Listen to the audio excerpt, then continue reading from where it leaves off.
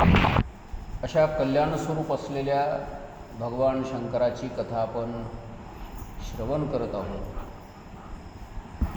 कथा या शब्दाचा अर्थ आहे आनंद देणारी.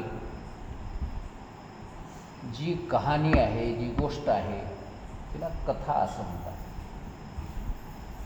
तर अशा प्रकारची सुंदर कथा आपण श्रवण करत आहोत. आणि या कथेमध्ये आपण काल पाहिलं की भगवान शंकराची अर्धांगिनी असलेली भगवान शंकर हे शिव आहेत आणि त्यांची पत्नी शक्ती स्वरूप आहे. शिव आणि शक्ती हे दोन्हीही अभिन्न आहेत, एकरूप आहेत. तथापि त्या शक्तीनेच धारण केलेलं जे रूप आहे सती, त्या सतीकडून काही अपराध घडल्यामुळे भगवान शंकराच्या आज्ञेचं उल्लंघन झाल्यामुळे किंवा भगवान शंकरावर अविश्वास प्रगट झाल्यामुळे भगवान शंकरांनी अगोदरच सांगितलं होतं की ज्या दिवशी माझ्यावर तिचा विश्वास राहणार नाही, माझ्या आज्ञेचं उल्लंघन होईल, त्या दिवशी मी तिचा त्याग करीन. आणि त्या भगवान शंकराच्या वचनाप्रमाणे सतीदेवीने भगवान शंकराच्या बोलण्याचा विश्वास ठेवला नाही, भगवान शंकराच्या आज्ञेचं पालन केलं नाही, मर्यादा उल्लंघन झाली तिच्याकडून. आणि तेवढ्याच त्या मर्यादा उल्लंघन झाल्याच्या योगाने भगवान शंकरांनी मनामधून तिचा त्यागच केलेला आहे. अशी ती मनातून त्याग केलेली सती ज्यावेळेस पुन्हा एकदा भगवान शंकराच्या आज्ञेची अवज्ञा करते, अवहेलना करते. भगवान शंकर त्या दक्षाच्या यज्ञामध्ये जाऊ नको असं म्हटलं तरी पण जायला तयार होते. भगवान शंकर जायला तयार नाहीत. भगवान शंकर जिथं जात नाहीत त्या ठिकाणी मी जाणार अशा प्रकारचा आग्रह धरून ती भगवान शंकराच्या मनोगताच्या विरुद्ध दक्ष प्रजापतीच्या यज्ञामध्ये जाते. आणि त्याचा परिणाम असा होतो की दक्षाच्या यज्ञामध्ये तिला जळून मरावं लागतं, स्वतःच्या देहाचा त्याग करावा लागतो. दक्षाकडून तिचा अपमान होतो आणि त्या अपमानाच्या योगाने तिने आपल्या स्वतःच्या देहाचा त्याग केला. अशा प्रकारची कथा आपण काल ऐकली. आणि अशा प्रकारे सतीच्या देहाचा त्याग झाल्याच्या नंतर, सतीने आत्मदहन करून घेतल्याच्या नंतर त्या ठिकाणी शिवगणांनी स्वतःला मारून घेतलं. बरेचसे शिवगण युद्ध करता करता मरण पावले. आणि काही शिवगण त्या भृगु ऋषींनी निर्माण केलेल्या ऋभू नावाच्या सैनिकांच्या धास्तीने भयाने कैलासाला पळून गेले. अशा प्रकारची कथा आपण काल श्रवण केली. आणि ही सर्व घटना घडल्याच्या नंतर त्या ठिकाणी त्या यज्ञमंडपामध्ये सगळं भयाचं वातावरण निर्माण झालेलं आहे. सगळे देवलोक भयभीत झालेले आहेत. तिथं जमलेले सर्व ऋषीमुनी भयभीत झालेले आहेत की आता काय होतं आहे काय नाही काही कळायला तयार नाही. आणि सगळं असं ते सती मरण पावलेली आहे, युद्धाचं वातावरण निर्माण झालं, सगळ्या यज्ञाचा विध्वंस झाला, असं हे सगळं वातावरण झालेलं असतानाच त्या ठिकाणी अचानक आकाशवाणी झाली. आणि त्या आकाशवाणीने मोठ्याने गर्जना करून त्या दक्ष प्रजापतीची निर्भत्सना करायला सुरुवात केली. त्या दक्षाला ती आकाशवाणी बोलायला लागली की अरे मूर्खा, हे दुराचारी दक्षा, तू दंभाचार परायण आहेस, महामूढ आहेस, तू मूर्ख आहेस आणि तू अनर्थकारी कर्म केलेलं आहे.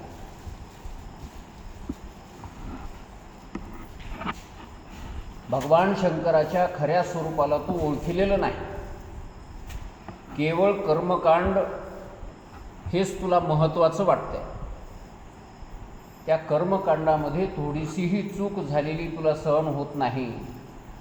पण जे खऱ्या अर्थाने शंकर स्वतः सर्व ब्रह्मांडाचे पिता आहेत, सगळ्या लोकांचे नाथ आहेत, म्हणून ज्यांना आदिनाथ असं म्हणतात, जगन्नाथ असं म्हणतात, विश्वनाथ असं म्हणतात, अशा त्या शंकराचा त्याग करून, परित्याग करून त्यांना सोडून तू यज्ञ करायचं ठरवलंस, हीच फार मोठी चूक झाली. कारण तुझ्या मनामध्ये एक प्रकारची घमंड आहे आणि ती घमंड कोणती आहे की मी ब्रह्मदेवाचा पुत्र आहे, मी एक उत्कृष्ट अशा प्रकारचा ब्राह्मण आहे, यज्ञकर्म करणं हे माझं कर्तव्य आहे. अशा प्रकारे यज्ञकर्म करणे हे तुला जास्त महत्त्वाचं वाटतं आणि ते कर्म करण्यामध्ये भगवान शंकरासारख्या एका महान देवतेचा तू अवमान केलेला आहे. त्याचबरोबर ही सती कोण आहे तर सती ही सुद्धा जगन्माता आहे. हिच्यापासूनच तिन्ही देवाची निर्मिती झालेली आहे. या जगाचं उत्पत्ती, पालन आणि संहार हे तिन्ही प्रकारचे कर्म जिच्या स्वाधीन आहे, जी स्वतः नाना प्रकारचे रूप धारण करून या जगाचं पालन करते, संहार करते, अनेक असुरांचा संहार करते, अशी शक्तिशाली असलेली ही सती, तिच्याही स्वरूपाला तू ओळखलेलं नाही. आणि ती तर सर्व जगाची माता आहे. भगवान शंकराची ती धर्मपत्नी आहे आणि त्या महादेवाला, त्या सतीचा तू अवमान करून महादेवाचा भाग महादेवाला न देता त्या महादेवाचा त्याग करून कुविचारीपणाने हा यज्ञ करायला सुरुवात केलेली आहे. शिवसुद्धा सगळ्या जगाचे स्वामी आहेत, जगाला उत्पन्न करणारे, पालन करणारे, संहार करणारे. अशा प्रकारे या दोघांनाही मायबापांना, हे दोन्ही जगाचे मायबाप आहेत आणि या दोघाही मायबापांचा त्याग करून तू हे कर्मकांड करण्यामध्ये गुंतलेला आहेस, तर तुझ्यावर दुर्भाग्याचंच आक्रमण झालेलं आहे असं म्हणायला हरकत नाही. तुझ्यावर ही एक प्रकारची विपत्ती आलेली आहे असं म्हणायला हरकत नाही. भगवान शंकराचा त्याग करून त्याची पूजा न करता मलाही कल्याणाची प्राप्ती होईल अशा प्रकारची इच्छा करणे म्हणजे पूर्णपणे हा सर्वथा मूर्खपणा आहे. अशा प्रकारची ती आकाशवाणी त्या दक्ष प्रजापतीला सांगायला लागली आणि दक्ष प्रजापतीला म्हणते आहे, जसं एखाद्या अग्नीबरोबर खेळणारा जो पतंग असतो, त्या पतंगाला त्या अग्नीबरोबर खेळता खेळता जसं मृत्यूला प्राप्त व्हावं लागतं, त्याप्रमाणे तुमची सुद्धा अवस्था तशीच होणार आहे. तुझ्यावर एक फार मोठं संकट आता येणार आहे. जे कोणी देवलोक असतील, जे कोणी ऋषीमुनी असतील, जे कोणी ब्राह्मण असतील, इतरही जे कोणी या यज्ञामध्ये निमंत्रित असतील, त्या सर्व लोकांना सूचना की त्यांनी ताबडतोब या यज्ञमंडपाचा त्याग करून आपापलं घर गाठायचं करा. कारण आता इथून पुढची वेळ काही चांगली नाही. कारण भगवान शंकराला तुम्ही कुपित करण्याचा प्रयत्न केलेला आहे. पूर्णपणे या यज्ञामध्ये थांबणाऱ्या लोकांचा नाश होणार आहे. अशा प्रकारची ती आकाशवाणी झाली त्या ठिकाणी आणि ती आकाशवाणी एवढं बोलून शांत झाली आणि त्यामुळं सगळ्या देवलोकांच्या मनामध्ये भीती निर्माण झाली. महाराज सगळे भयभीत झालेले आहेत. आता काय करावं, आता काय करावं. भगवान विष्णू त्या ठिकाणी आहेत, ब्रह्मदेव त्या ठिकाणी आहे, इंद्रादी देव त्या ठिकाणी आहेत, पण सर्वांच्याही मनामध्ये भय निर्माण झालेला आहे. आणि अशा अवस्थेमध्ये हे जे पळून गेलेले, जिवंत राहिलेले जे गण होते ते महादेवापाशी जाऊन पोहोचले. त्या रुभू नावाच्या सैनिकांना घेऊन जे पळून गेले जीव वाचून, बरेचसे काही इथं मरण पावले युद्ध करता करता, काही लोकांनी स्वतःलाच मारून घेतलं आणि काही वाचलेले महादेवाकडे पळत गेले आणि महादेवाच्या जवळ जाऊन थरथर कापत भीत भीत महादेवाच्या समोर हात जोडून म्हणायला लागले की हे भगवान शंकर, फार मोठं भय निर्माण झालेलं आहे. आणि या भयापासून तुम्ही आम्हाला वाचवा, कारण सतीने स्वतःच्या देहाचा त्याग केला. योग अग्नीच्या द्वारा तिने आपल्या स्वतःच्या देहाचं दहन करून घेतलेलं आहे. आणि त्याचं कारण असं की त्या दक्ष प्रजापतीने केलेला तुमचा अपमान, तुम्हाला वाईट वाईट अशा प्रकारे शब्दाने त्यानं बोलल्यामुळे ते सतीला सहन झालं नाही. आणि आता कोणत्या शब्दामध्ये जाऊन मी महादेवाला सांगू की दक्ष प्रजापतीने मला कोणता मान सन्मान केला म्हणून. आणि अशा प्रकारे स्वतः अपमानित झालेली जी सती, तिने स्वतःच्या देहाला योग अग्नीच्या द्वारा दहन करून घेतलं. आणि मग आम्ही काही उरलेले जे शिवगण वगैरे होतो त्या ठिकाणी, त्यांना काय करावं हे काही कळायला तयार नाही. आम्ही हाहाकार करायला लागलो, दुःख आम्हाला व्हायला लागलं, रडायला लागलो आम्ही. काही लोकांनी तर वैतागाने आपलेच शस्त्र आपल्या डोक्यामध्ये घालून घेऊन स्वतः मरण पावले. काही युद्ध करता करता मरण पावले आणि काही त्या ऋभू नावाच्या सैनिकांना भयभीत होऊन, भृगु ऋषींनी निर्माण केलेल्या त्या सैनिकांना भयभीत होऊन आम्ही उरलेले जीव घेऊन इकडं पळत आलेले आहोत. कृपा करून भगवान शंकर आम्हाला तुम्ही आश्रय द्या, आमचा सांभाळ करा. अशा प्रकारे ग्रहानं सांगायला लागले हे सगळेच्या सगळे. त्यावेळेस भगवान शंकरांना वाटलं की ह्यांनी सांगितलेले हे एवढंच खरं मानून कसं चालेल. आणि त्याच वेळेस नारदाची आठवण केली भगवान शंकरांनी. आणि नारदाची आठवण केल्याबरोबर नारद मुनी त्या ठिकाणी हजर झाले. आणि नारदांनी सुद्धा घडलेली सगळीच्या सगळी कहाणी जशाला तशी सांगितली. म्हणले तुम्ही तर ह्या सगळ्या ऋषीमुनींना एकत्र जमा करून यांना वेदांत सांगत बसलेले आहात. या ठिकाणी तुम्ही आत्मचर्चा करणं चालू आहे आणि तिकडं तुमची सती दहन होऊन मरण पावलेली आहे, याची कल्पना तुम्हाला नाही. आणि तुमचा केलेला अपमान त्या सतीला सहन झाला नाही. अशा प्रकारे घडलेली घटना नारद मुनीने सुद्धा ज्यावेळेस भगवान शंकरांना सांगितली त्यावेळेस भगवान शंकराला फार मोठा क्रोध निर्माण झाला. कधीच रागात न येणारे महादेव, कधीच क्रोधात न येणारे महादेव, नेहमी शांत स्वरूप असलेले, नेहमी समाधान असलेले. पण अशा लोकांचा क्रोधही लई भयंकर असतो बरं का.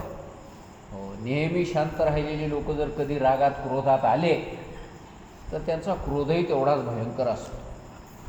म्हणून नेहमी शांत असलेल्या माणसाला कधी क्रोधात आणण्याचा प्रयत्न कोणी करायचा नाही. ते जर बिघडले तर मग काय करतील काही सांगता येणार. भगवान शंकर कुपित झाले, क्रोधित झाले आणि क्रोधित झालेल्या अवस्थेमध्ये जाग्यावरून ते उठून उभे राहिले आणि आपल्या जटेमधली एक जटा त्यांनी अशी उपटली. एक केस डोक्यावरचा उपटला आणि तो एक केस उपटून असा मोठ्या वेगाने क्रोधाने पर्वतावर आपटला. आणि असं वर्णन आहे की त्या एका जटेचे 2 भाग झाले, 2 तुकडे झाले. पर्वत हलायला लागला, जमीन हलायला लागली, जणू भूकंप निर्माण होतो की काय अशी अवस्था झाली. आणि त्या 2 भागामधून एका भागापासून वीरभद्र प्रगट झाले आणि एका भागापासून कालिका देवी प्रगट झाली. त्या वीरभद्राला 1000 हात होते असं वर्णन आहे. त्यानेही भस्म लावलेलं होतं, पिंगट डोळे होते, दाढी मिशा महादेवासारख्याच पिंगट पिवळ्या रंगाच्या अशा, जटाही डोक्यावर तशाच प्रकारच्या, त्रिशूल धारण केलेला, डमरू धारण केलेला, जणू काय दुसरा महादेवच की काय अशा प्रकारचे ते वीरभद्र प्रगट झाले. हात जोडून भगवान शंकराच्या समोर उभे राहिले. भगवान शंकराची स्तुती केली त्यांनी आणि विचारलं की मला तुम्ही का निर्माण केलेलं आहे, माझं काम कोणतं आहे सांगा, मी काय करू, मला काय आज्ञा आहे. या सर्व समुद्राला काय सुकवून टाकायचं आहे, काय ह्या सगळ्या पर्वतांचं चूर्ण तयार करायचं आहे, काय ह्या सगळ्या पृथ्वीला पालथं पाडायचं आहे, का सगळं ब्रह्मांड एका क्षणामध्ये भस्म करून टाकायचं आहे, अशा प्रकारचं कोणतं कार्य मी करू सांगा, अशी आज्ञा मागायला लागले. कोण? वीरभद्र. आणि त्यावेळेस भगवान शंकरही त्या वीरभद्राला पाहून मोठे प्रसन्न झाले आणि म्हणायला लागले की हे वीरभद्र, तू सगळ्या शिवगणांचा मोठा प्रमुख अशा प्रकारचा शूर आहेस, वीर आहेस, जणू माझ्या सर्व सैन्याचा सेनापती तू असावा अशा प्रकारचा तू आहेस. आणि नारद मुनीने, माझ्या सर्व शिवगणांनी मला आताच येऊन सांगितलेलं आहे की दक्ष प्रजापतीने माझ्या पत्नीचा अपमान केला, माझा अपमान केलेला आहे. सध्या तो दक्ष काही कारणामुळे माझ्यावर फार नाराज आहे आणि त्याला माझं कोणतंही बरं वाटेन असं झालेलं आहे. तो सतत माझी निंदा करतो, माझी कुचेष्टा करतो, थट्टा करतो. आणि त्याने सतीला स्वतःच्या देहाचं दहन द्यायला भाग पाडलेला आहे. आणि म्हणून तू त्या यज्ञामध्ये जावं, सर्व सैन्याला सोबत घेऊन जावं, सर्व साहित्यानिशी जावं आणि त्या यज्ञाचा विध्वंस करावा. त्या यज्ञामध्ये जे जे असतील, मग ते कोणीही असोत, त्या सर्वांना जाळून भस्म करून टाकायचं आहे, शिल्लक कोणालाच ठेवायचं नाही. मग त्या ठिकाणी भगवान विष्णू असले काय, ब्रह्मदेव असले काय, किंवा अजून इंद्रदेव असला काय, चंद्र असला काय, कोणाचाच विचार करायचा नाही. अशा प्रकारे सर्वांना तू दंड द्यायचा आहे, सर्वांना शिक्षा द्यायची आहे, सर्वांना भस्म करायचं आहे. मग तिथं असलेले ब्राह्मण आहेत का याचा विचार करायचा नाही, ऋषीमुनी आहेत का याचा विचार करायचा नाही, कारण ते यज्ञाला मदत करायला आलेत ना, आणि माझ्या विरोधी यज्ञ चालू आहे ना, म्हणजे अर्थातच ते माझाही द्वेष करणारे आहे. दधीची नावाचे ऋषी माझे परमभक्त आहेत. त्या दधीची ऋषींनी या सगळ्या लोकांना सांगितलं होतं की ज्या यज्ञामध्ये महादेव नाहीत, ज्या यज्ञामध्ये महादेवाला निमंत्रण दिलेलं नाही, त्या यज्ञामध्ये आम्ही थांबणार नाही. ज्या ज्या कोणाला महादेवाबद्दलचा प्रेम आहे, महादेवाची भक्ती ज्याच्या अंतःकरणात आहे, त्या सर्वांनी या यज्ञामध्ये थांबू नये अशा प्रकारे त्या दधीचींनी सांगितलं होतं. महादेवाची शपथ घेऊन तुम्हाला सांगतो की या यज्ञाचं कल्याण होणार नाही, भलं होणार नाही, कारण महादेवाला सोडून हा यज्ञ करण्यात येत आहे असं दधीची ऋषींनी सांगितलं होतं. पण त्यांचं न ऐकून जे जे लोक थांबले त्या यज्ञामध्ये, कोणी दक्षिणेकरता थांबलं असेल, कोणी इथं जेवायला मिळते म्हणून थांबलं असेल, कोणी मान सन्मान मिळतो म्हणून थांबलं असेल, अशा कोण्याही का निमित्तानं थांबलेले असेनात, त्या सर्वांचा नाशच करायचा आहे, शिल्लक कोणाला ठेवायचं नाही. अशा प्रकारची आज्ञा महादेवाने केली. कोणाला? वीरभद्राला केली. आणि मग काय, अंगामध्ये पहिलाच जोश असलेले वीरभद्र, वीरश्री निर्माण अंगामध्ये अगोदरच असलेली, आणि त्यामध्ये जर अशा प्रकारचं महादेवाचं प्रोत्साहन मिळालं त्यांना, तर मग आता काय बघायचं काम आहे का तिथं? नाही. खूप मोठाच्या मोठा अशा प्रकारचा रथ तयार केला आणि त्या रथामध्ये वीरभद्र बसलेले आहेत, सर्व सैन्य त्यांच्याबरोबर आलेले आहेत. ग्रंथात वर्णन करण्यात आलेलं आहे की सिंह जोडले होते म्हणून त्या रथाला ओढायला, सिंह त्या रथाला ओढीत होते. पाठीमागं काही हत्ती आहेत, मगरमच्छ आहेत, सुसरिये आहेत, अशा प्रकारचे अनेक जनावरं, हिंस्र श्वापदसुद्धा त्यांच्या बरोबरीनं युद्ध करण्याकरता निघालेले आहेत. आणि अशा प्रकारे त्या दक्षाच्या यज्ञाच्या तोंडाशी येऊन पोचले ते. आणि ते पाहिल्याबरोबर सगळ्या देवलोकाला भीती निर्माण झाली. सगळे देवलोक घाबरून गेलेले आहेत. काय करावं, कुणीकडं जावं याचं काही त्यांना कळायला तयार नाही. आणि रस्त्याने जात असतानाच त्या वीरभद्राला काही शुभ शकून व्हायला लागलेले आहे. त्याची उजवे बाजू फडफड करायला लागली म्हणास, हरणं उजव्या दिशेला जायला लागले, असे काही शुभ शकून व्हायला लागले. आणि त्यावरून त्या वीरभद्रांनी समजलं की नक्कीच आपल्याला या युद्ध कार्यामध्ये यश प्राप्त होणार आहे. आणि त्याचबरोबर इकडे या दक्ष प्रजापतीला अशुभ शकून व्हायला लागले. अशुभ शकून काय व्हायला लागले? डावा डोळा फडफड करायला लागला, डावी भूज फडफड करायला लागली, डावी मांडी फडफड करायला लागली.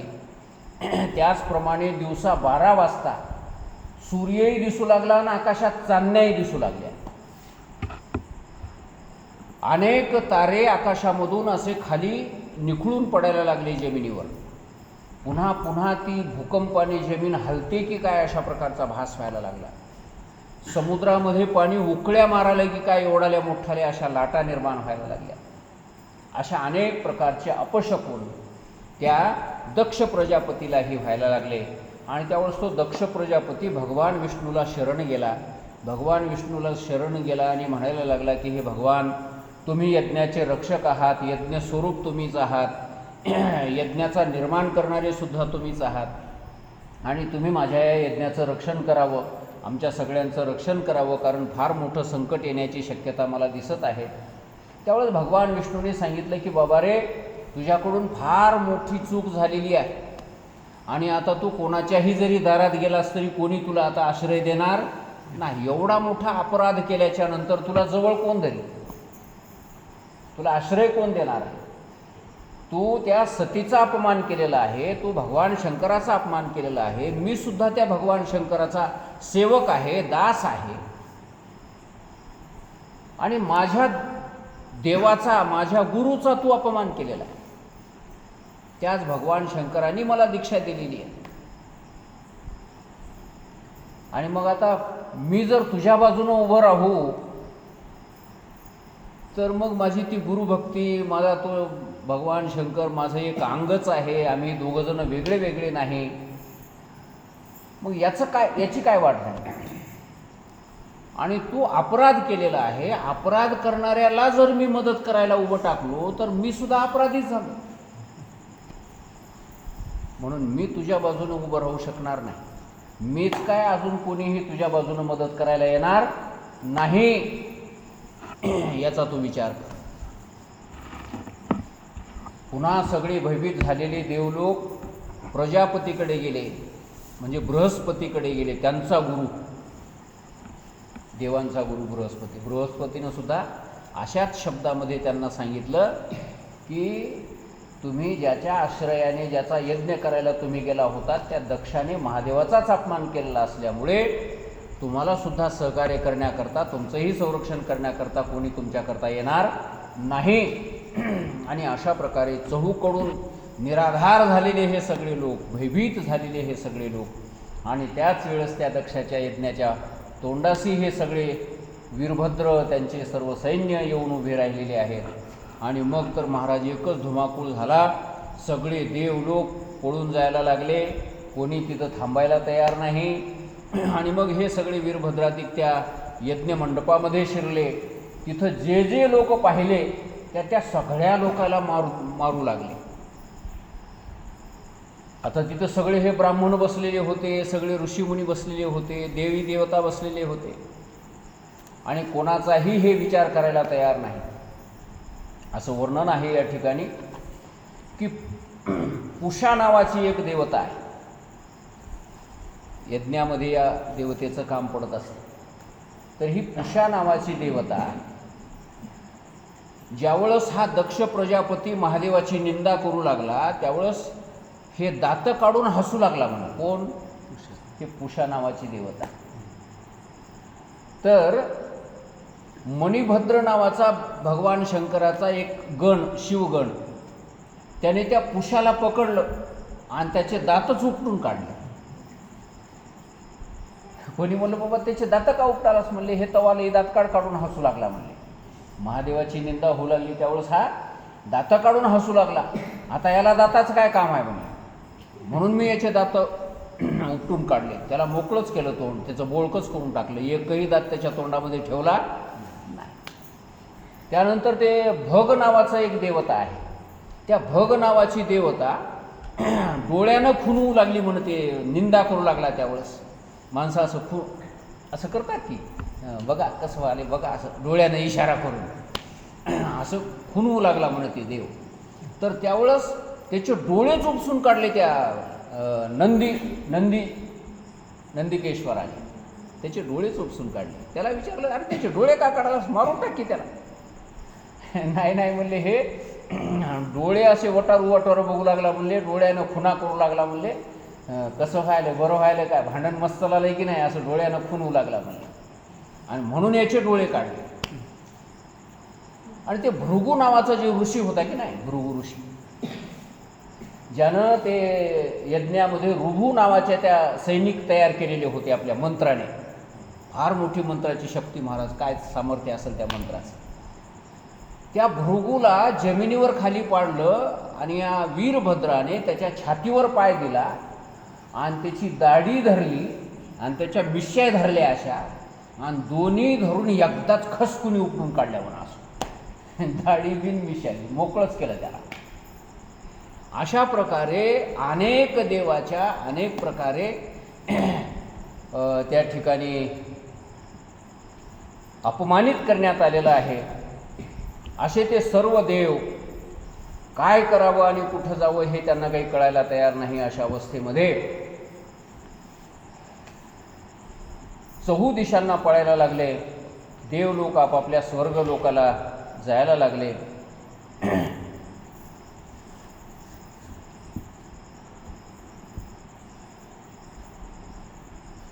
सगळ्या देवांची अशा प्रकारे विडंबना होत असताना सगळे देवलोक पळून गेले. भगवान विष्णूसुद्धा त्या वीरभद्राबरोबर युद्ध करता करता तेही एकमेकाला बोलायला लागले. भगवान विष्णूला वीरभद्र म्हणायला लागले, तुम्ही भगवान विष्णू आहात, तुम्ही सगळ्या देवांचे देव आहात, तुम्हीसुद्धा या यज्ञामध्ये यावं आणि तुम्हीसुद्धा या यज्ञामधला भाग घ्यावा. उलट या दक्षाच्या बाजूने उभं टाकून माझ्याबरोबर युद्ध करावं, हे असं का बरं? तर त्यावेळेस विष्णूने सांगितलं, हे बघ म्हणले, मी सुद्धा त्या महादेवाचा भक्तच आहे, महादेवाने मी काही वेगळे नाही.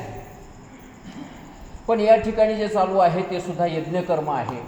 हेही एक वेदाने सांगितलेलं कर्मच अशा प्रकारचं आहे आणि यज्ञाचं रक्षण करणं हेही माझं कर्तव्य आहे.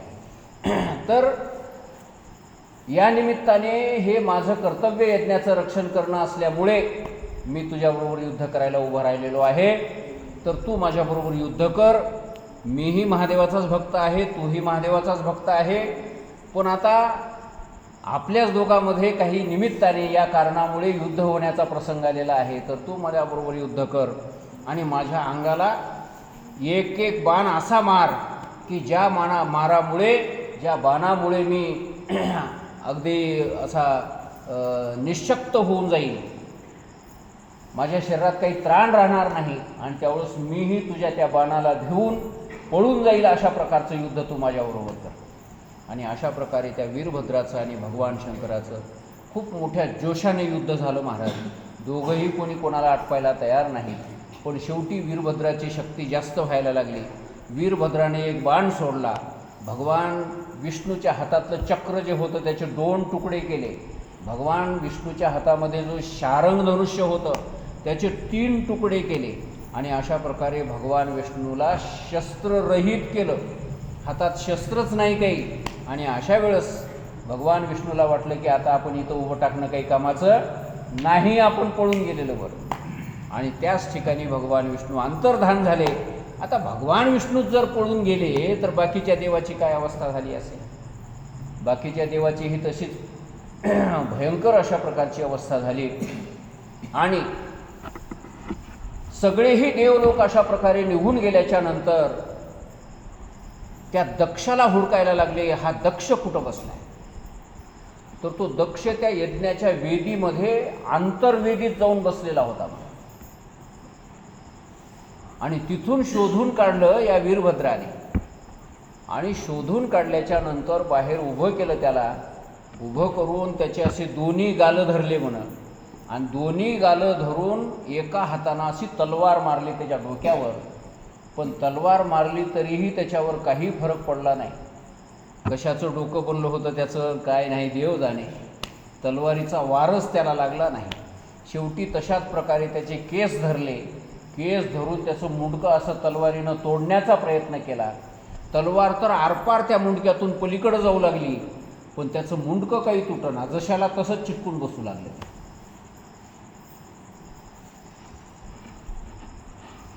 चिंगम राहते की नाही, चिंगम, चिंगम माहीत आहे का? पोरायला माहीत आहे. हां हां ते किती चावा तुटतंय का ते? हां तुटल्यासारखं वाटतंय पुन्हा आणि जशाला तसं जुटून बसते. किती चावत राहा त्याला ते काही तुटत नाही. तशा प्रकारचं ते मुंडकं त्या वीरभद्राचं कितीही वेळा जरी तोडलं तरी ते तुटायला तयार नाही, पुन्हा जशाला तसंच जुटून बसू लागलं. आता काय करावं? दक्षाचं. मी कोणाचं म्हणलो? हां हां. दक्षाचं मुंडकं तुटायला तयार नाही. आणि मग आता काय करावं काही कळायला तयार नाही वीरभद्राला. आणि मग त्या वीरभद्राने दक्षाला जमिनीवर पाडलं, त्याच्या छातीवर एक गुडघा दिला आणि गुडघा देऊन त्याचं मुंडकं दोन्ही हातानं धरलं आणि असं पिळून पिळून पिळून तोडून काढलं. म्हणा असं जसं ते वल्ल कणीस माणसं तोडून काढतात की नाही, असं पिळून पिळून पिळून तशा प्रकारे त्याचं मुंडकं तोडून काढलं. आणि ते तुटलेलं मुंडकं की अग्नी जे त्या यज्ञामध्ये पेटलेला होता त्या अग्नीमध्ये टाकून दिलं. धड धड धड ते मुंडकं जागच्या जागी जळून गेलं. अशा प्रकारे शिर तुटलेला, मस्तक धडापेक्षा वेगळं झालेलं, अशा प्रकारे कबंद स्वरूपामध्ये असलेला तो दक्ष त्या ठिकाणी त्या यज्ञशाळेमध्ये जमिनीवर पडलेला आहे. अनेक लोक त्या ठिकाणी अशा अवस्थेत पडलेले आहेत. कोणाचे हात तुटलेले आहेत, कोणाचे पाय तुटलेले आहेत, पण जीव आहे त्यांच्यामध्ये. काही लोकांचे मुंडके तुटलेले आहेत, काही मरण पावलेल्या अवस्थेमध्ये आहे. असे आता युद्धाचं रणांगण म्हणल्यावर तिथं काय असतं, अशी ती भयंकर परिस्थिती त्या ठिकाणी निर्माण झाली. आणि वीरभद्र मोठ्या विजयाने, आनंदाने, उल्हासमानित जय जयकार करत दक्षाला मारलं, यज्ञ विध्वंस केला, असा आनंद साजरा करत करत कैलास पर्वतावर जाऊन पोचले, महादेवाच्या जवळ जाऊन पोचले. आणि महादेवाला आपण केलेलं हे सर्व कर्तृत्व सांगायला लागले. महादेवालाही आनंद झाला. म्हणले बरं झालं, गुन्हा केला ना तर त्याला शिक्षा मिळाली पाहिजे. गुन्हेगार जर शिक्षा न भोगता असे फिरू लागले तर गुन्हेगारी वाढत जाते. म्हणून गुन्हेगाराला शिक्षा हे मिळणं अतिशय गरजेची गोष्ट आहे. आणि अशा प्रकारे भगवान शंकरांनाही त्यांना आनंद वाटला. भगवान शंकरांनी त्या वीरभद्राला म्हणले, माझ्या या सर्व सैन्याचा तू काय होशील, आता अध्यक्षच होशील, हे सगळ्या सैन्याचा सेनापती तू इथून पुढे आता. अशा प्रकारचं एक मोठं मानाचं पद त्या वीरभद्राला दिलं. आणि अशा प्रकारची ही अवस्था त्या ठिकाणी झाली असताना इकडे नारद मुनीच्या मनामध्ये थोडीशी शंका निर्माण झाली. नारद मुनी म्हणायला लागले ब्रह्मदेवाला की हे ब्रह्मदेवा, हे पितामह, आपण सांगितलं की भगवान विष्णूसुद्धा वीरभद्राच्या माराला भिवून पळून गेले, पराजय झाला भगवान विष्णूचा.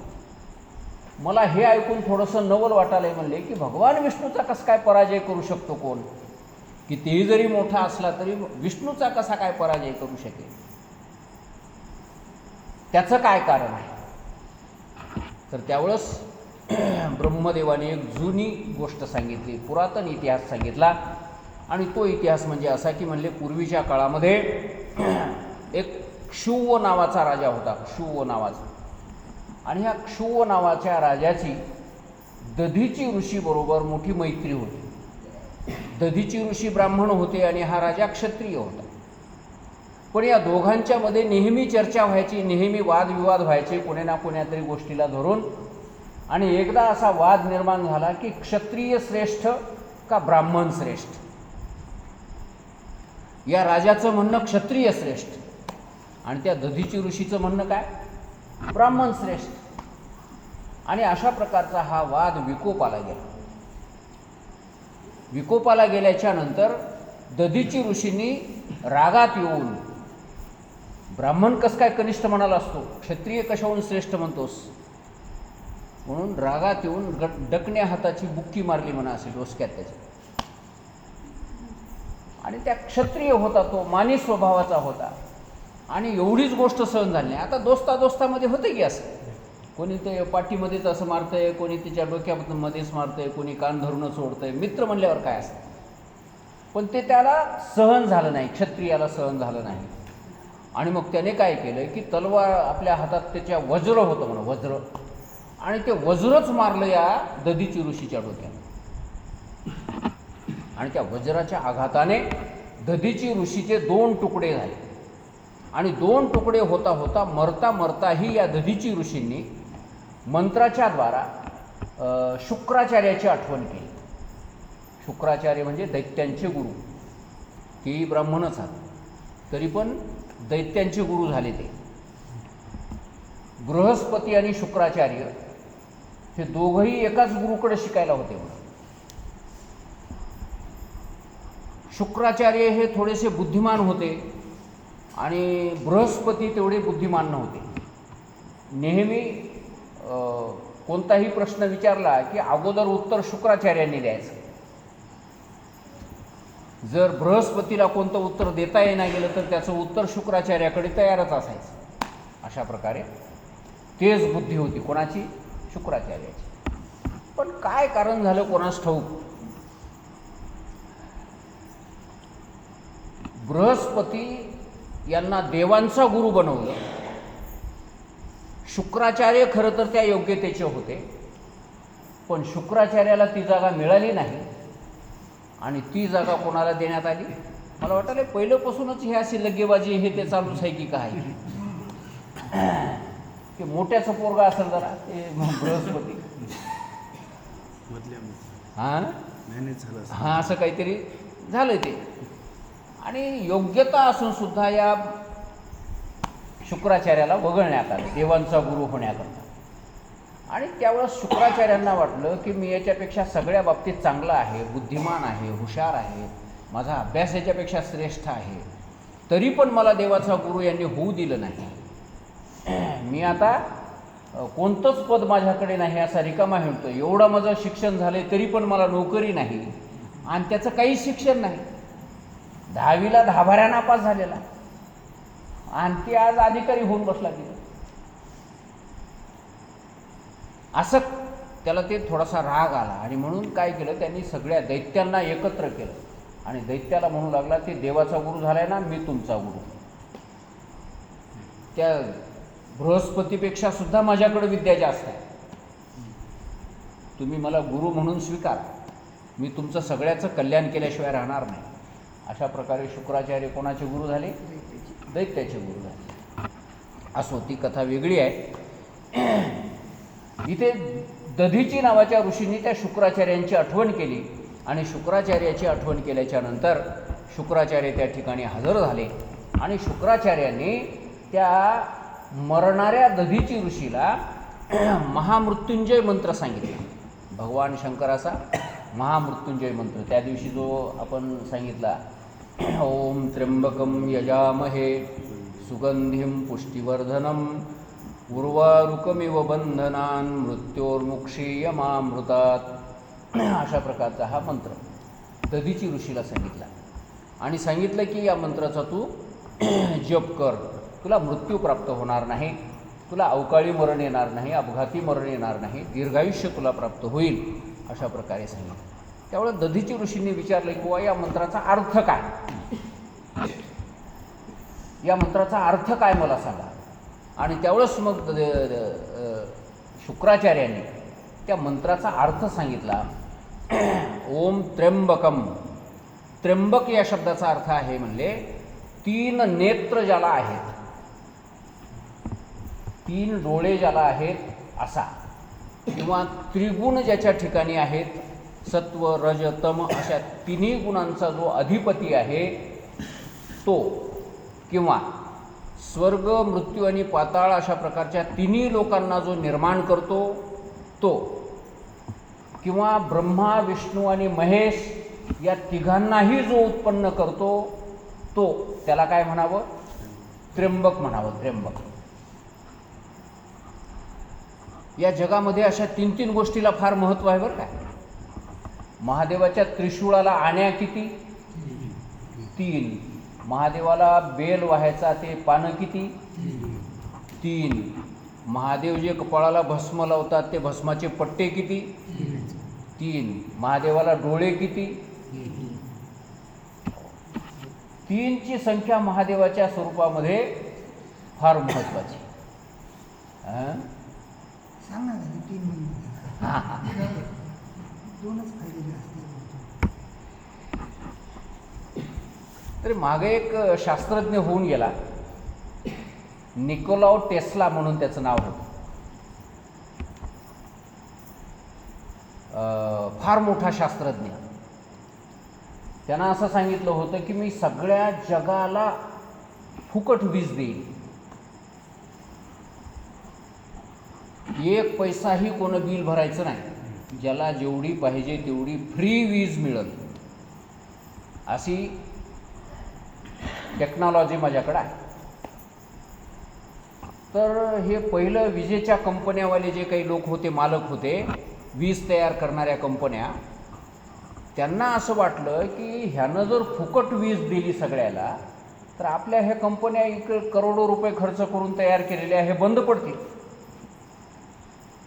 मग आता काय करावं? तर त्यालाच पागलात काढलं, येड्यात काढलं. म्हणजे हे मूर्ख आहे म्हणले, येडा आहे म्हणले, याला काही कळणार म्हणले. आणि त्याचं कोणी ऐकलं नाही. मग ते टेस्ला नावाचा शास्त्रज्ञ, त्यानं एक अशी कार तयार करायची ठरवली होती की जी जमिनीवरून चालेल, पुढे जर नदी आडवी आली तर पाण्यातूनही पलीकडे जाईल, आणि जर पुढे जंगल आडवा आलं तर आकाशातूनही त्या जंगलाला ओलांडून पलीकडं, म्हणजे हेलिकॉप्टरसुद्धा होईल, पाण्यातली नावसुद्धा तयार होईल तेच, आणि जमिनीवर कारसुद्धा तयार होईल. म्हणजे तिन्ही कामं ती करील अशा प्रकारची एक कार बनवायची असं त्याच्या मनात होती. त्याने ते सगळा नकाशा बिकाशा तयार करून ठेवला होता. पण त्याला ते आयुष्य होतं तोपर्यंत जमलं नाही करायला. तर ती कार आत्ता तयार व्हायली म्हणून, तशा प्रकारची कार जी आकाशातूनही उडू शकते, जमिनीवरही चालू शकते आणि पाण्यातूनही जाऊ शकते, अशा प्रकारची कार तयार होणं चालू आहे. आणि अजून 10-20 वर्षाला ती आपल्याला रोडवर फिरताना बघायला मिळेल. 10-20 वर्षापर्यंत मरू नका. टेस्ला कारा आता आल्यात की बाजारामध्ये. ते टेस्ला शास्त्रज्ञाने तयार केलेल्या कारा आल्या, पण त्याची किंमत लई. इलेक्ट्रिक कारा आहे की नाही? किंमत जास्त. किंमत किती त्याची? 50-60 करोड. 50-60 करोड एक कार घ्यायची म्हणलं तर 20 करोडला कमीत कमी. कमीत कमी 20 करोड रुपये म्हणा. सगळ्यात म्हणजे लो बजेटची कार केवढी? 20 करोड रुपयाची. तिथून पुढे मग पुढच्या कारा. तर अशी बाजारात आलेली आहे आता कार. मला वाटायला भारतात 1-2 लोकांकडे हातात येईल. आलं नाही, येणार. आणि कालच नाही. बरं. तर त्या शास्त्रज्ञानं तयार केलेली ती कार आहे. त्या कारला चालवायला ड्रायव्हर लागणार नाही, आणि त्या कारचा ॲक्सिडेंट कधी होणार नाही, कारण तिला पुढे काही आडवं आलं की आपोआप ब्रेक लागतील, स्पीड वाढवायची तिथं आपोआप स्पीड वाढविल्या जाईल, अंधार आल्याबरोबर आपोआप लाईट लागतील. मध्ये बसणाऱ्या माणसानं बेशक झोपी जायचं, तिथं ते समोर कॅम्प्युटर असेल, त्या कॅम्प्युटरवर ते ठिकाण नाव त्या कॅम्प्युटरमध्ये टाकून द्यायचं, त्या गावापर्यंत नेऊन ती कार आपल्याला सोडणार. पार्किंग पण करते. हां, पार्किंग पण करते. पार्किंगपर्यंत अशी कार सध्या ती उपलब्ध आहे. कोणाला घ्यायची असेल तर सांगा.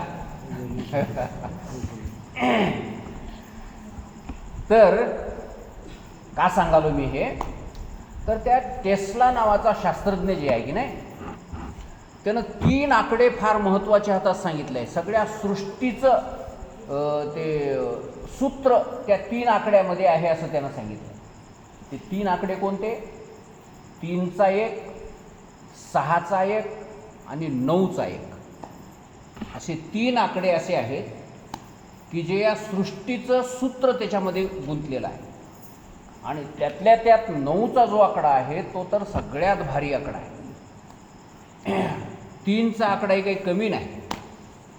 म्हणून त्यांना असं सांगितलं व थोडक्यात आपल्याला समजण्याकरता. मला वाटलं आपला वेळ याच्यामध्ये जास्त जाऊ नये.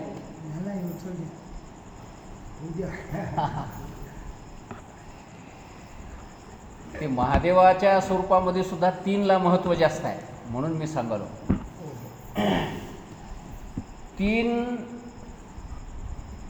3 आणि 3 किती होतात? 6. 6 आणि 6 किती होतात? 12. 12 म्हणजे 1 आणि 1वर 2, 1वर 2 किती झाले? 12. आता ते 1 आणि 2 या दोन्हीची जर बेरीज केली तर किती होते? 3. आता 12ला दुप्पट करा, 12 दोन्ही 24. 24ची जर बेरीज केली 4 आणि 2 6, म्हणजे पहिल्यांदा किती झाले होते? 3 आणि 3 6 झाले होते. आणि 3 आणि 3 6 झाल्याच्या नंतर पुन्हा 3 झाले, 12 झाले म्हणजे पुन्हा काय झाले? 3 झाले. आणि 3 झाल्याच्या नंतर पुन्हा ते 24 झाले, तर 24 आकड्याची जर बेरीज केली तर पुन्हा काय झाले? 6. आता कुठवरही चला असं, एकदा 3 एकदा 6, एकदा 3 एकदा 6. 24 आणि 24 किती? किती रे? 48. 8 आणि 4 8 आणि 4 किती? 12. आता त्या 12ची पुन्हा बेरीज करा, 2 आणि 1 पुन्हा 3 झाले. आता 48 आणि 48 किती? बोलत चला, किती? 96. बरोबर आहे?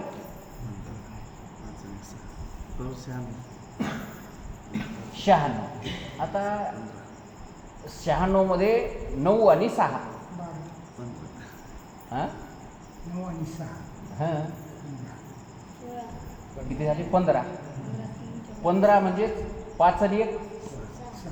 पुन्हा 6 आले, 3 आले होते पहिलं, आता पुन्हा 6 आले. आता ते 98 पुन्हा करा आणि असं कुठवरही जा, किती आकड्यापर्यंत जा, एकदा 3 एकदा 6, एकदा 3 एकदा 6, अशाच प्रकारचं गणित येत राहतं. याच्यामध्ये दुसरा आकडा कोणताच येणार? 3 आणि 6 हे 2च आकडे येतात. आता 9चा आकडा जर आपण बघितला तर 9चा आकडा कुठवरही जा 9च येतात. 9 9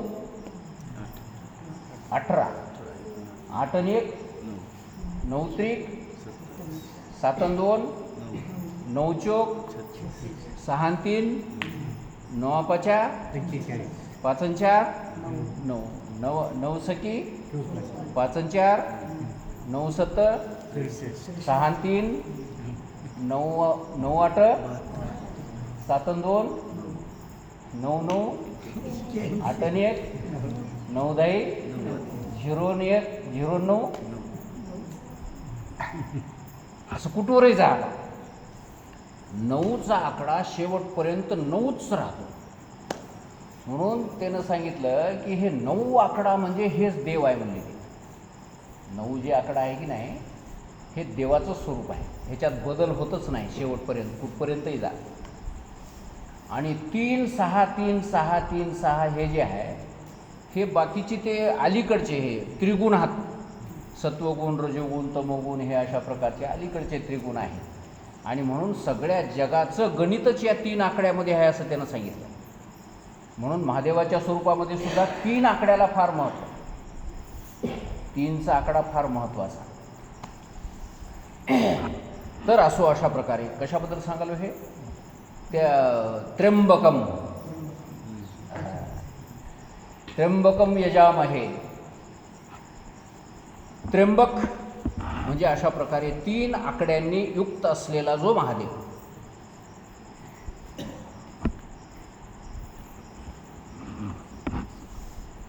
पुन्हा यजामहे, त्या महादेवाची आम्ही काय करतो? यजन करतो, म्हणजे भक्ती करतो.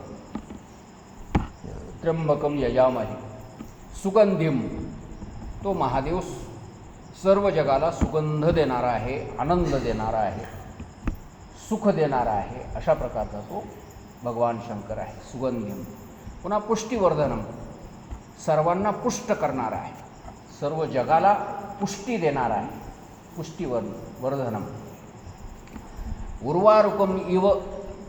उर्वारुकम इव म्हणजे एखाद्या काकडीप्रमाणे. काकडी कशी असते?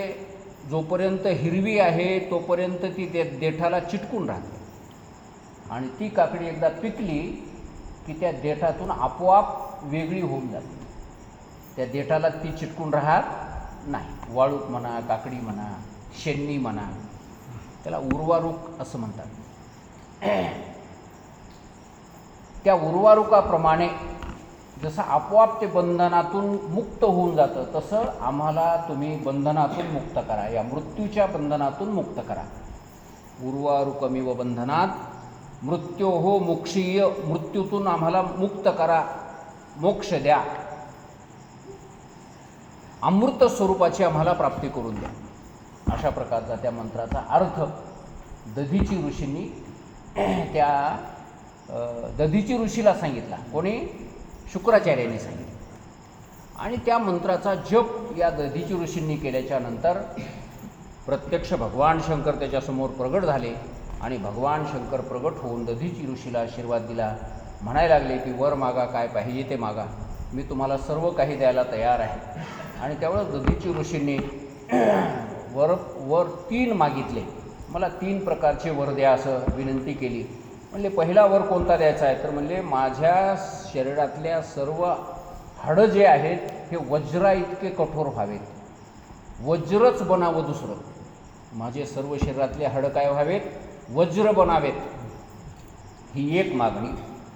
आणि माझा वध कोणीही करू शकू नये, माझा वध दुसऱ्या कोणालाही करता येऊ नये, हा दुसरा वर. आणि तिसरा वर, माझ्यामध्ये दीनता कधी नसावी, म्हणजे मी कोणालाही भिवू नये जगामध्ये, म्हणजे कोणाच्या पुढे असं खाली वाकून राहायची पाळी मला कधी येऊ नये. अशा प्रकारचे हे 3 वर भगवान शंकराकडून मागून घेतले. भगवान शंकरांनी तथास्तु म्हणून ते वर दिले. आणि भगवान शंकर त्या ठिकाणी अंतर्धान झाले. अशा प्रकारे ते दधीची ऋषी एवढे वरदान प्राप्त करून घेतल्याच्या नंतर पुन्हा या क्षुव राजाकडे आले, या क्षत्रिय राजाकडे आले. आणि या क्षत्रिय राजाला म्हणायला लागले की आता बघ म्हणले, क्षत्रिय श्रेष्ठ आहेत का ब्राह्मण श्रेष्ठ आहेत ते ये म्हणले समोर आता. आणि त्यावेळेस ते दोघंही जण एकमेकाच्या समोर आले. त्याने वज्र मारलं तरी पण या दधीची ऋषीचं काहीही बिघडायला तयार नाही. आणि त्यावेळेस मग वज्रानेही जर याला काही होत नाही तर मग आता हा अवध्य आहे, कोणालाही मरू शकणार नाही. अशा प्रकारे त्या क्षुव राजाच्या मनामध्ये आलं.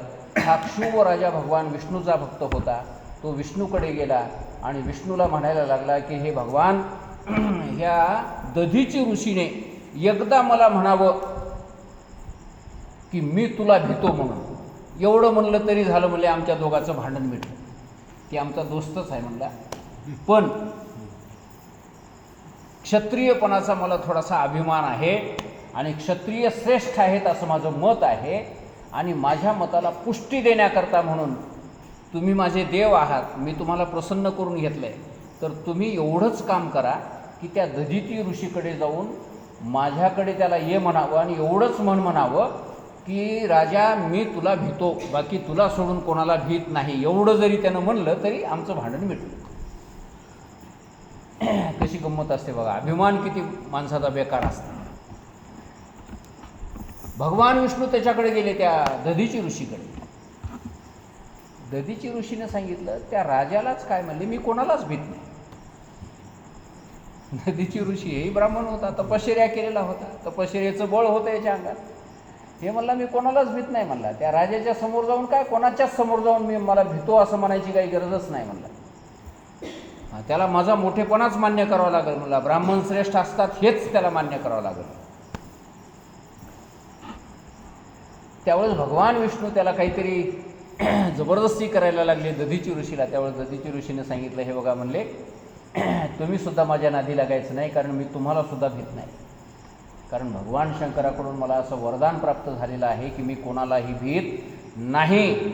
आणि तुम्ही ज्या अर्थी ब्राह्मणाला असं म्हणत आहात त्या अर्थी मी तुम्हाला आता शाप देतो की तुम्हाला सुद्धा भगवान शंकराच्या गणांच्याकडून तुम्हालाही हार मानावी लागेल, तुम्हालाही पळून जावं लागेल. तुम्ही काय सांगता? तर अशा प्रकारचा शाप भगवान विष्णूला दधीची ऋषींनी दिलेला आहे. आणि म्हणून भगवान विष्णूला त्या वीरभद्राच्या भयाने पळून जावं लागलं. अशा प्रकारची ही कथा कोण सांगितली? ब्रह्मदेवाने नारदाला सांगितली. नारदाने विचारलं होतं भगवान विष्णू कसं काय पळून गेले?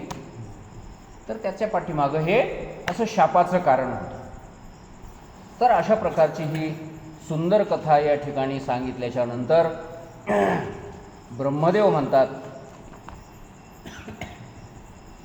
की हे नारद,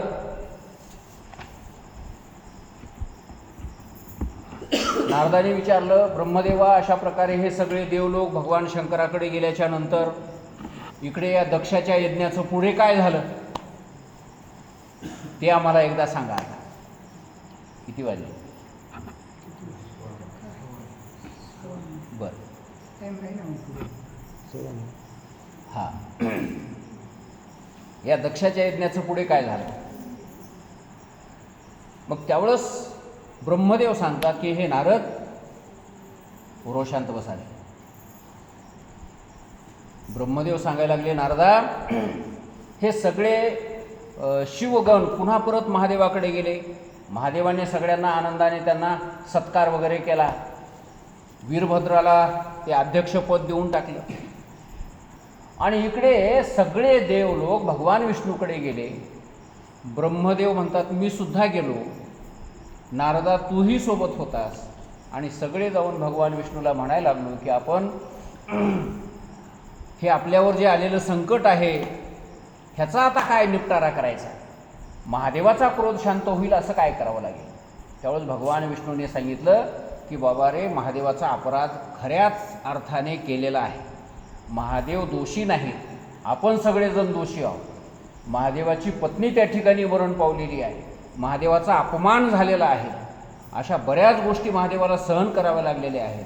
आणि म्हणून आता महादेवाचा याच्यामध्ये दोष नसून आपला सगळ्यांचा दोष आहे. आपण सगळेजण मिळून महादेवाच्या कैलासावर जाऊ, महादेवाची क्षमा मागू, महादेवाची विनंती करू आणि महादेवाच्या विनंतीनुसार पुन्हा या यज्ञाची सुरुवात करू. महादेवाच्या आज्ञेनुसार. महादेवाचा जो भाग यांनी कट केला होता, महादेवाचा भाग द्यायचा नाही असं ठरवलं होतं, महादेवाच्या नावाचा भागच काढला नव्हता त्या यज्ञामध्ये, तर महादेवाला सगळ्यात महत्त्वाचा भाग आपण देऊ. त्या यज्ञाचे अध्यक्ष महादेवाला नेमू आणि त्यांच्या हाताने हा यज्ञ पूर्ण करून घेऊ. अशा प्रकारे हा सल्ला करून सगळेच्या सगळे देवलोक ऋषीमुनीसहित पुन्हा भगवान शंकराकडे गेले. भगवान विष्णूला सोबत घेऊन शंकर बसलेले होते त्या ठिकाणी. त्यांच्या भोवती ते शिवगण जमलेले होते. बरेचसे भगवान शंकराचे भक्तगण, अनेक गंधर्व वगैरे बसलेले होते. आणि त्या ठिकाणी सनकादिक मुनी बसलेले होते भगवान शंकराच्या समोर. आणि भगवान शंकर कसे बसले होते त्याचंही वर्णन या ग्रंथामध्ये फार सुंदर केलेलं आहे. त्यांनी अशी डावी मांडी घातलेली होती आणि या डाव्या मांडीवर असा उजवा पाय ठेवलेला होता. आणि अशा प्रकारे बसलेले भगवान शंकर हे हात या उजव्या मांडीवर ठेवलेला आहे आणि या हाताची अशा प्रकारे मुद्रा धारण केलेली आहे. आणि या हाताच्या मनगटामध्ये रुद्राक्षाची माळ आहे. अशा प्रकारचे ते भगवान शंकर शोभायला लागले असं वर्णन करण्यात आलं. आणि असे ते बसलेले असताना सगळ्या त्या ऋषीमुनी लोकांना जमलेल्या काहीतरी तत्त्वज्ञान सांगायला लागलेले आहेत, काहीतरी पुरातन कथा सांगायला लागलेली असताना ही सगळी देवमंडळी त्या ठिकाणी जाऊन पोचले. सगळ्या देवलोकांनी भगवान शंकराला नमस्कार केला, साष्टांग दंडवत केलं. आणि नंतर सगळे देवलोक भगवान विष्णू म्हणायला लागले की हे महादेवा, आम्ही फार मोठे अपराधी आहोत, आमच्याकडून आपली फार मोठी चूक झालेली आहे, आम्ही आपल्याला शरण आलेले आहोत आणि आपण भक्तजन प्रतिपालक आहात, भक्तांच्या अधीन आहात आणि म्हणून आमची मागणी तुम्ही मान्य करावी. जरी त्या दक्षाकडून काही चूक झाली असेल तरी त्या दक्षाला तो अज्ञानी आहे, तो मूर्ख आहे असं समजा.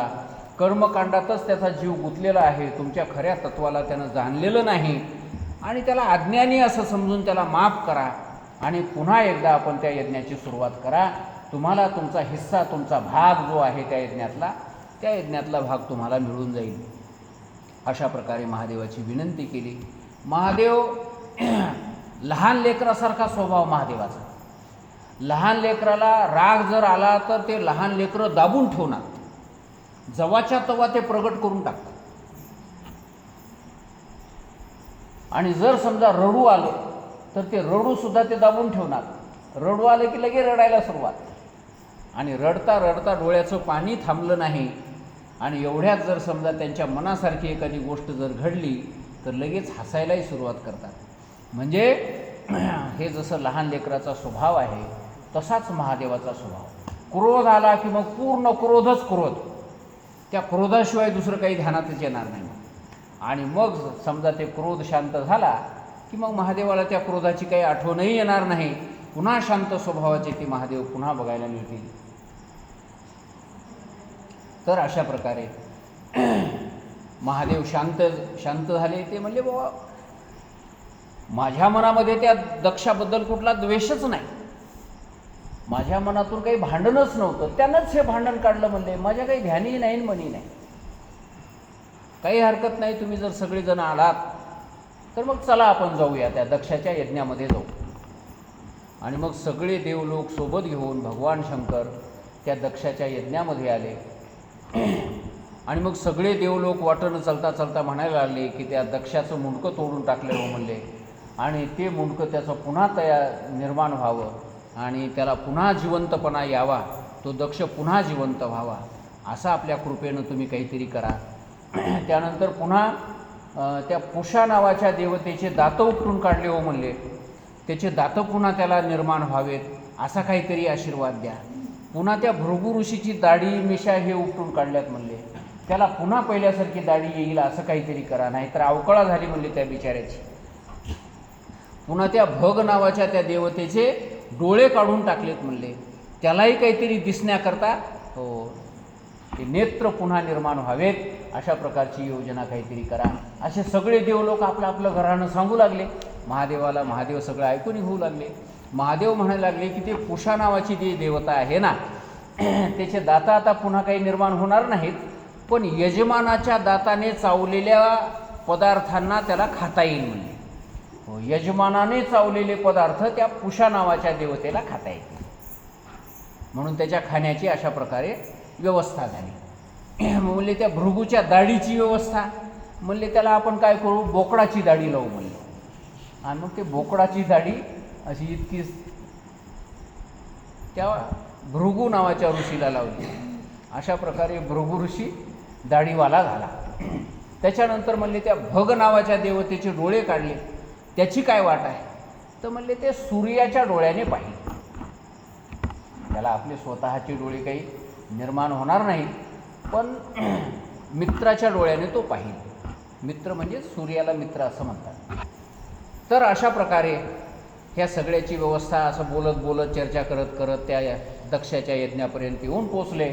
आणि तिथं येऊन त्या यज्ञामध्ये सगळा प्रकार पाहिला तर काय, कुठं हात तुटलेले बघितले, कुठं पाय तुटलेले बघितले, कुठं मुंडके तुटून पडलेले सगळी माणसं पाहिले, कुठं नुसतं धडच आहे, कोणाचं पोटच कापल्या गेलं आहे, कोणाचा कानच कापल्या गेला आहे, हातपाय तुटलेले, कोणी जिवंत विव्हळत पडलेले आहेत. अशी ही सगळी अवस्था पाहिली. आणि त्यावेळेस वीरभद्राला जवळ बोलून घेतलं आणि म्हणले काय भयंकर केलं असं म्हणले, हे सगळं तू एवढी ताकद तुझ्यात कुठून आली म्हणले, अरे सगळा धुमाकूळ घातला तू सगळा. आणि पुन्हा एकदा त्याला शाबासकी दिली. म्हणले वाह चांगलं काम केलं म्हणले, बहादुरीचं काम केलं. आणि म्हणले त्या दक्षाचं शरीर कुठं आहे, धड कुठं पडलेलं आहे ते एकदा घेऊन ये. आणि ते वीरभद्रानं जिथं ते धड पडलं होतं ते धड उचलून आणून भगवान शंकराच्या समोर टाकलं. अरे म्हणले याचं मुंडकं दिसना झालं आहे, ते मुंडकं काय झालं याचं, ते म्हणले महादेवा ह्याचं मुंडकं मी तवाच तोडलं आणि त्या यज्ञकुंडात टाकून दिलं. म्हणले जळू नाही गेलं, ते तवाच राख झाली त्याची. अरे म्हणले आता ह्याला जिवंत करायचं आहे, आता काय करावं. तर त्यावेळेस महादेवाने सांगितलं, म्हणले या यज्ञामध्ये बळी देण्याकरता म्हणून ते बोकड आणलेलं होतं. म्हणले त्या बोकडाचं मुंडकं असेल म्हणले, तिथंच ते बळी दिलेल्या त्या जाग्यावर बोकडाचं मुंडकं असेल म्हणले, ते मुंडकं घेऊन ये. आणि ते बोकडाचं मुंडकं आणलं आणि त्या दक्षाला धडावर जोडलं.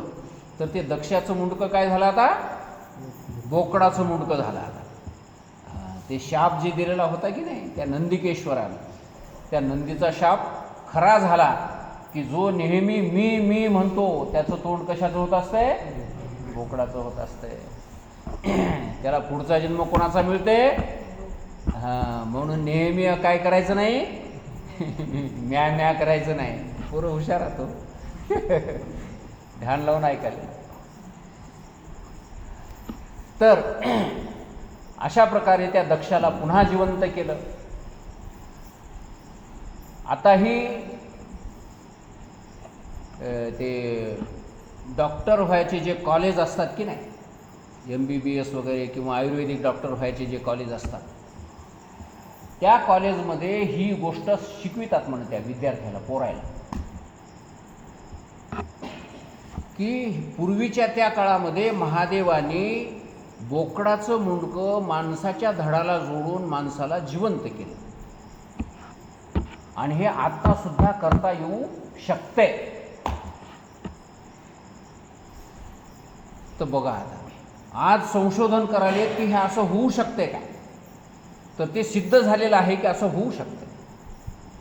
काही ठराविक वेळेमध्ये, जास्त वेळ मध्ये जर गेला तर मग विलाज नाही, पण तितक्या कमी कालावधीमध्ये जर समजा अचानक एखाद्या माणसाचं मुंडकं तुटलं, तेवढ्यात जर समजा दुसऱ्या कोणाचं मुंडकं जर सापडलं आणि ते जर तिथं बसवण्यात आलं, तर तो माणूस पुन्हा जिवंत होऊ शकतो.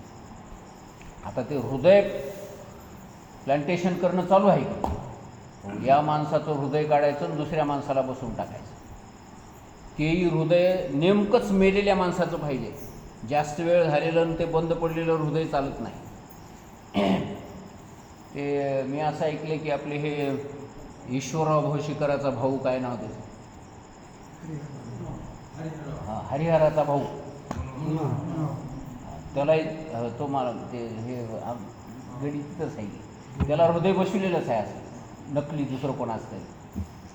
ते डॉक्टर म्हणले म्हणून आत्ताच्या आत्ता जर कोणाचं हृदय मिळालं तर बघा, आणि ते लगेच मुंबईला कोणाच तरी ते एखाद्या लेकराचं म्हणा कोणाच तरी ते हृदय, ते नेमकंच लेकरू मेलेलं आणि त्याचं हृदय तयार होतं म्हणजे, आणि ते विमानानं तिथं हैदराबादला नेले. हे हैदराबादला दवाखान्यात, आणि ते तितक्या वेळामध्ये त्याला ते हृदय नेऊन बसविलं. आता त्या लेकराच्या हृदयावर ते जिवंत आहे. आता आपल्याजवळ घडलेली गोष्ट आहे. तर मला काय सांगायचं आहे की हे आज घडालंही, हे त्या काळामध्ये भगवान शंकरांनी एका बोकडाचं मुंडकं त्या दक्ष प्रजापतीला जोडलं आणि त्याला जिवंत केलं. जिवंत झाल्याच्या नंतर दक्ष प्रजापतीला पहिल्याचा अभिमान जे होता ते सर्व नाहीसा झाला. दुराभिमान जे होता, गर्व जे झालेला होता, तो पूर्ण समाप्त झाला आणि पुन्हा महादेवाच्याबद्दल मनामध्ये भक्ती निर्माण झाली. महादेवाची क्षमा मागितली, महादेवाची स्तुती करायला लागला की माझ्याकडून अपराध घडला, मला माफ करा, क्षमा करा वगैरे वगैरे. अशा प्रकारे महादेवाने त्याची समजूत घातली. ठीक आहे, म्हणजे काही हरकत नाही. आणि ब्रह्मदेव वगैरे हे सगळेच्या सगळे त्या ठिकाणी होते. सर्वांनी सांगितलं की हे महादेवा, तुमची ही जी सती आहे ना, ही सतीच पुढे हिमालय राजाच्या पोटी जन्माला येईल, आणि त्या हिमालय राजाच्या पोटी जन्माला आल्याच्या नंतर पार्वती या नावाने तिची प्रसिद्धी होईल, आणि ती पार्वती तपश्चर्या करून पुन्हा एकदा तुम्हाला प्राप्त करून घेईल, आणि तुमची सती पुन्हा तुम्हाला प्राप्त होईल. तुम्हीसुद्धा काही चिंता करण्याचं कारण नाही. अशा प्रकारे सगळ्यांचं ते सगळं भांडण अशा प्रकारे मिटल्या गेलं, आणि सगळे त्या यज्ञामध्ये सहभागी झाले. महादेवाचा भाग महादेवाच्यासाठी काढून ठेवला. यज्ञ मोठ्या आनंदामध्ये पार पडला, आणि सगळेजण आपापल्या घरी जिकडे तिकडे निघून गेले. आणि अशा प्रकारची ही जी कथा आहे, ही कथा जो कोणी श्रवण करतो त्याच्या मनामध्ये भगवान शंकराबद्दलची भक्ती निर्माण होते. भगवान विष्णू आणि भगवान शंकर या दोघांच्याबद्दलचा भेद मनामधून पार नाहीसा होऊन जातो.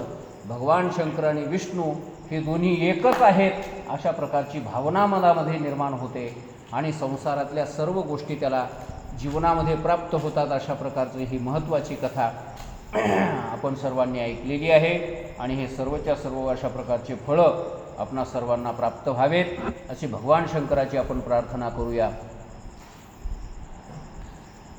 आणि आजची ही कथा या ठिकाणी आपण पूर्ण करू. या ठिकाणी रुद्रसंहिता सतीखंड नावाचा भाग पूर्ण झालेला आहे.